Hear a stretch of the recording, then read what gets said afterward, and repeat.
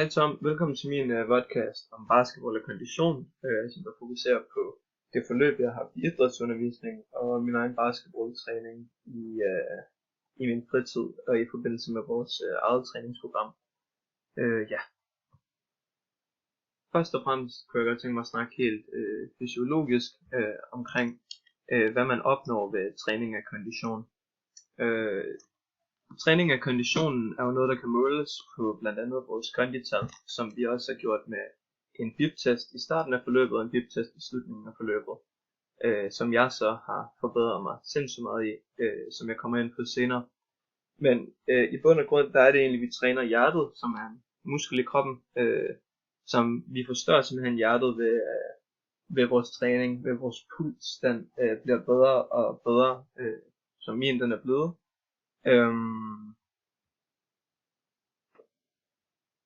Vi forbedrer vores kondi på den måde, at vi træner hjertet, hvilket sørger for, at vi kan pumpe mere blod rundt i kroppen, hvilket faktisk også kan give os en større blodmængde, end hvad vi før har.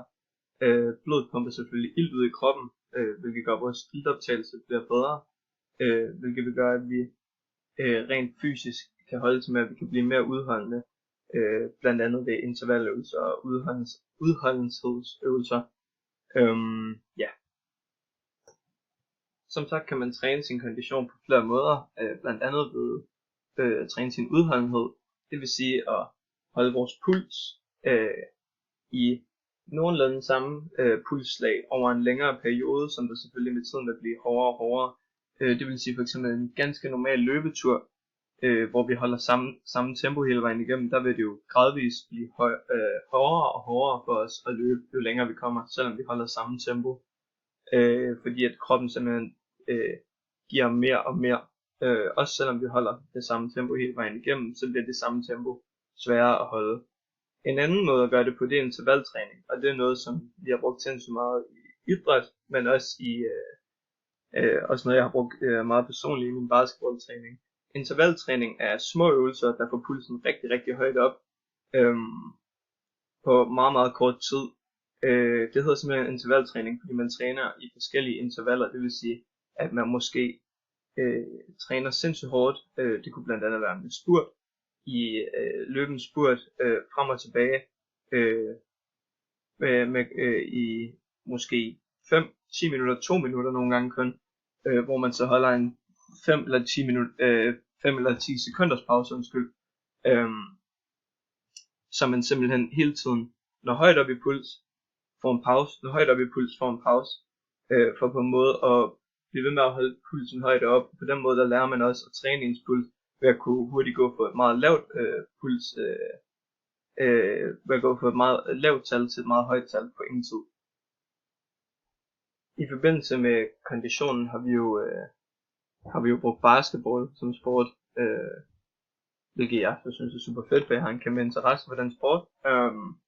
Men basketball har en kæmpe krav til vores kondition, fordi at det er et meget, meget hurtigt boldspil. Banen er ikke så stor. Der er en masse løben frem og tilbage, og en masse krav til konditionen. Man skal være hurtig til at kunne stoppe op og lynhurtigt komme i gang igen. Det er altså her intervaltræningen, den også bliver repræsenteret i basketballen. Hårde stop, pauser, og så hurtigt bygge en god puls op igen, så man kan komme frem.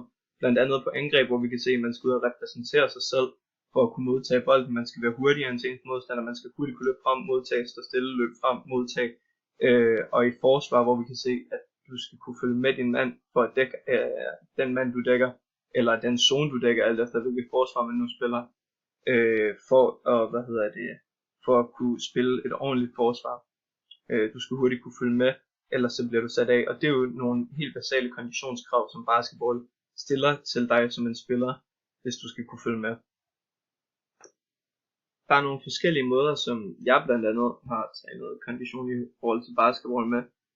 Igen intervaltræning, som jeg sagde før, som der har været en rigtig stor del af basketballforløbet. Tit i form af stafetter, hvor man ligesom kan lave de her plays, som jeg har valgt at skrive. Helt normal playmaking, som vil sige at stille nogle stafetter op, hvor man måske er 3 eller 4 personer, hvor man skifter rolle. Det kan være noget med hurtigt at løbe frem, aflevere bolden, løbe et andet sted hen. Ham der modtager bolden, han gør noget andet imens. Tit noget med at løbe igennem nogle stafetter, som enten at løbe op til midten af banen til en kejl og løbe tilbage. Blandt andet i en reverse dribble, eller løbe op og lave et layup, eller noget i den stil. På den måde holder man alle i gang, og så er det tit sådan, at ved de her stafetter, at der er en af de 3 eller 4 personer, som der tit holder en pause imens. Og det er tit ikke mere end den her 5-10 sekunders pause, som der ligesom gør det til en ganske normal intervaltræning. Men samtidig så får man lov til at prøve det her playmaking, hvor du sætter et spil op, en måde på at score på.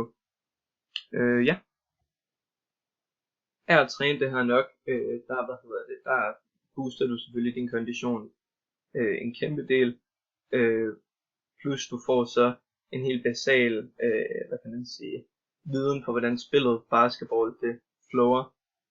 Blandt andet i min personlige basketballtræning, der har vi arbejdet meget med forsvarsøvelser eller screeningøvelser, som vi også har arbejdet lidt med i idræt, og ting som fletløbers, hvor man løber 3 og hurtigt passer bolden frem og tilbage, og så at løbe op og lave et play til sidst, og så samme vej tilbage, som giver en god rytme i de øvelser man laver, og samtidig træner din kondition sindssygt meget.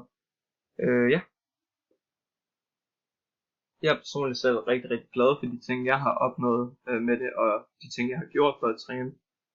Som jeg nævnte før, så har vi arbejdet, jeg har også personligt selv arbejdet rigtig meget med playmaking, hvilket vil sige helt basale spillestrategier, som man bruger i basketballtræning, som